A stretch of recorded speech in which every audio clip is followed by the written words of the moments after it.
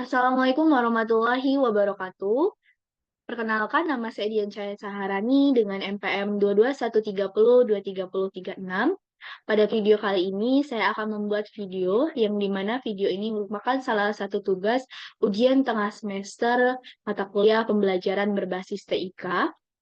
Pada video kali ini, saya membuat media pembelajaran yaitu PowerPoint dengan judul Literasi Asam Basa, yang dimana di sini saya memiliki indikator pembelajarannya, yaitu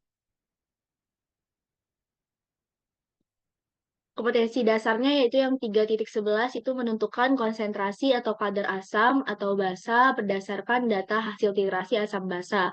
Kemudian 4.11-nya merancang, melakukan, dan menyimpulkan serta menyajikan hasil percobaan titrasi asam atau basa.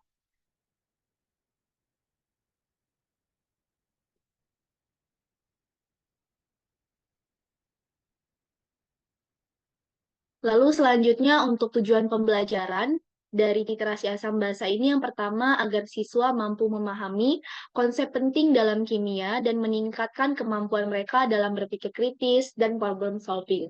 Kemudian agar siswa mampu merancang dan melakukan percobaan titrasi asam basa, serta agar siswa mampu menentukan kadar berbagai larutan asam dan basa melalui titrasi asam basa. Nah, di sini ada konsep materinya. Yang pertama, di sini larutan asam dan basa itu dapat kita ketahui kadar atau konsentrasinya dengan cara titrasi asam basa. Kemudian, dari titrasi asam basa ini kita bisa mengetahui indikator asam basa, kemudian titrannya apa, lalu titratnya itu apa. Kemudian dari titrasi asam basa ini kita juga bisa mengetahui kurva titrasi, dan yang terakhir, titrasi asam basa ini memiliki 3 jenis. Yang pertama ada titrasi asam kuat dengan basa kuat, lalu titrasi asam lemah dengan basa kuat, dan titrasi basa lemah dengan basa kuat. Pada video kali ini, saya memilih PPT sebagai media pembelajarannya karena menurut saya PPT ini memiliki banyak sekali keunggulannya. Salah satunya dalam pembuatan PPT ini kita bisa menambahkan sebuah animasi, yaitu dengan cara mengklik animasi pada bagian atas di bagian lembar kerja kalian, lalu kita bisa memasukkan animasi sesuai yang kalian inginkan. Misalnya di sini pada PowerPoint yang telah saya buat, saya membuat animasi pada eksperimen atau praktikum sederhana mengenai titrasi asam basa.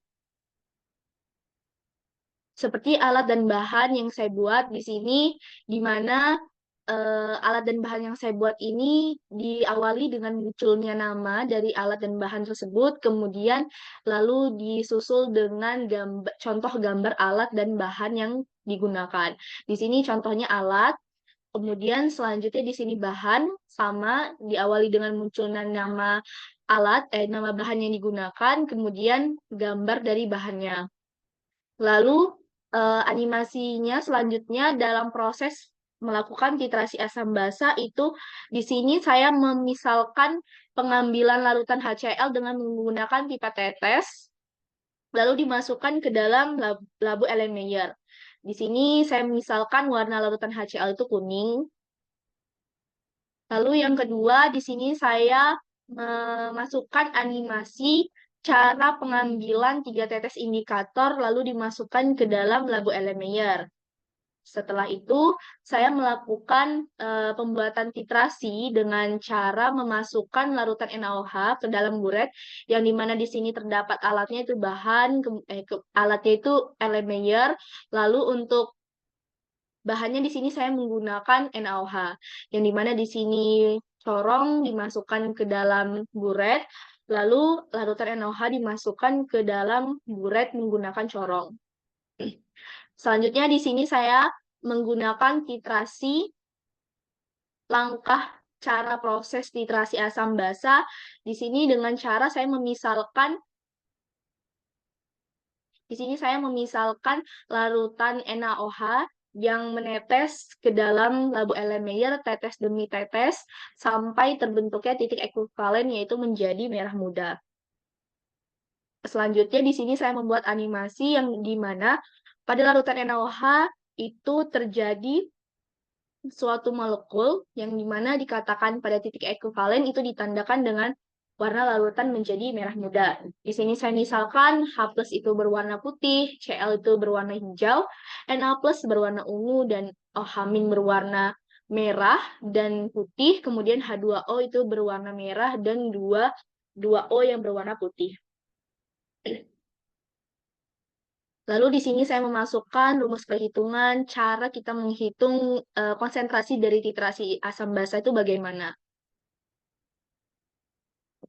Nah, selain dari cara membuat animasi, itu dalam PowerPoint ini kita bisa merekam video yang kita tampilkan itu dengan cara mengklik peraga slide, lalu rekam.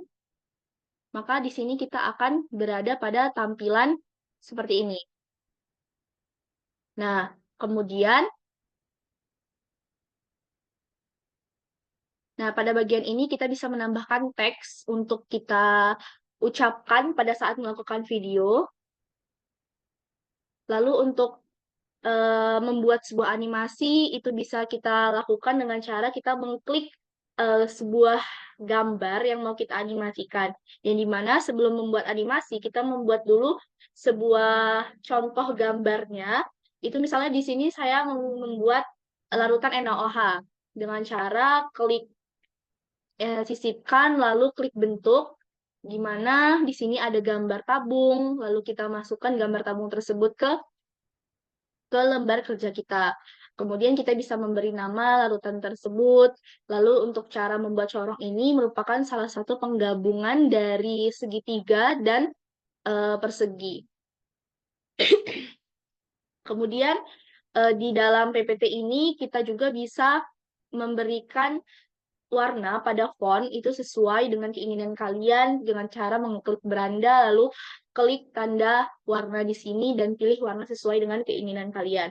Selanjutnya kita juga bisa memilih font sesuai dengan keinginan kalian lalu merubah ukuran font itu sesuai dengan keinginan kalian. Kemudian pada PPT ini juga kita bisa melakukan transisi yang dimana transisi ini merupakan cara masuknya per slide. Cara masuknya per slide itu kita mau metode yang menyapu atau pisah, memotong, dan lain sebagainya. Nah, dalam animasi di PPT ini juga beragam. Dia terdapat 3 animasi. Itu yang pertama ada animasi masuk, yang dimana maksudnya itu animasi pada saat masuk atau muncul di PowerPoint. Itu banyak sekali pilihannya dengan cara mengklik efek masuk lainnya. Lalu di sini banyak sekali pilihan untuk melakukan animasi pada bagian masuk.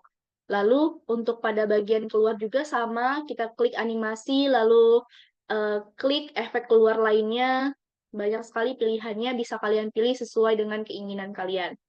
Lalu pada bagian jalur gerakan ini, maksudnya itu animasinya itu kita bisa mengarahkan animasi itu mau mengarah bagaimana seperti seperti animasi molekul yang telah saya buat tadi itu kan arahnya acak. Nah, kita bisa melakukannya dengan cara mengklik animasi yang jalur gerak tadi. Nah, namun disayangkan sekali pada PowerPoint ini memiliki template atau tema yang sangat monoton atau tidak beragam dan sangat kaku, sehingga membuat tampilan PowerPoint kalian itu menjadi lebih membosankan, tidak banyak warna. Nah, kemudian pada PPT ini kita juga tidak bisa menambahkan uh, menambahkan gambar-gambar yang lebih menarik. Untuk memasukkan gambar-gambar yang lebih menarik itu kita perlu melakukannya satu-satu dengan cara mengklik sisipkan, lalu bentuk, lalu kita gabungkan gambar tersebut. Nah, untuk kita mendapatkan template yang lebih bervariatif, itu kalian bisa membuat PowerPoint dengan cara menggunakan Canva. Nah, yang dimana Canva ini dia memiliki kelebihan yaitu memiliki banyak sekali pilihan template-nya. Template-nya itu bisa kalian pilih sesuai dengan keinginan kalian. Dengan template yang beragam, maka PowerPoint kalian itu akan jauh lebih menarik dan siswa tersebut tuh lebih tertarik untuk belajar. Namun sayangnya pada Canva ini dia tidak bisa membuat sebuah animasi seperti PowerPoint, animasi bergerak untuk melakukan praktikum sederhana. Nah, pada Canva ini dia lebih bermain kepada warna-warnanya atau elemen-elemen yang terdapat di dalam sebuah Canva. Nah, untuk mengubah template-nya itu kalian bisa mengklik desain. Di sini banyak sekali pilihan template untuk PowerPoint, lalu untuk media sosial, lalu poster, dan lain sebagainya. Itu banyak sekali pilihannya, yang dimana pada template di Canva ini kita tidak perlu membuat bentuk gambar itu satu-satu. Jadi kita tinggal mengganti kata-katanya atau mengganti gambarnya saja. Lalu untuk menambahkan elemen itu kita bisa mengklik elemen pada bagian sebelah kiri Canva atau lembar kerja kalian. Itu kita bisa milih mau elemennya itu yang kita pilih itu apa. Misalnya di sini tentang kimia. Di sini banyak sekali kalian bisa klik kimia pada bagian search atau pencarian, itu banyak sekali elemen-elemen yang bisa kalian gunakan. Lalu untuk pada Canva ini juga kita bisa mengubah ukuran font, lalu warna pada font, kemudian kita juga bisa mengubah warna latar belakang dengan cara mengklik lembar kertas kerja kalian, lalu klik warna pada bagian kiri atas. Maka di sini akan muncul banyak sekali warna, kemudian kalian pilih sesuai dengan keinginan kalian. Nah, untuk menambahkan gambar pada Canva itu kalian bisa mengklik unggahan. Nah, di sini sebelum memasukkan gambar, kalian harus mengunggah file tersebut yang terdapat di dalam folder komputer kalian atau laptop kalian. Nah, kalian bisa pilih gambar apa yang mau kalian masukkan di dalam Canva, lalu setelah itu klik buka. Maka otomatis gambar yang kalian pilih itu akan masuk di dalam bagian gambar Canva ini. Nah, selanjutnya pada bagian desain Canva ini, namun tidak semuanya bisa digunakan karena ada beberapa template yang itu harus berbayar atau kalian tuh harus berlanggan di Canva tersebut, yang dimana dengan ditandai gambar mahkota di sini yang menandakan bahwa itu harus berbayar. Lalu pada elemen juga sama, kalian harus tidak semua elemen bisa digunakan. Jadi ada batasan dalam menggunakan desain atau template dan elemen yang mau kalian gunakan itu tidak semuanya bisa digunakan. Jadi kalian tuh harus berbayar untuk mendapatkan template tersebut dan elemen tersebut.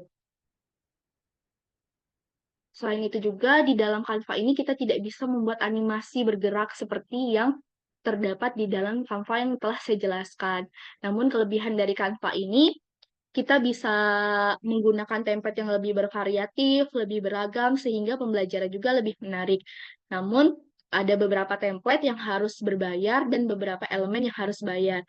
Sehingga dalam hal ini, kita tidak leluasa dalam menggunakan Canva karena harus memilih yang tidak berbayar dan lain sebagainya. Nah, setelah itu kalian bisa men-save hasil kalian dengan cara klik bagikan lalu nanti muncul simpan, maka kalian bisa menyimpan, unduh atau simpan hasil PPT yang telah kalian kerjakan.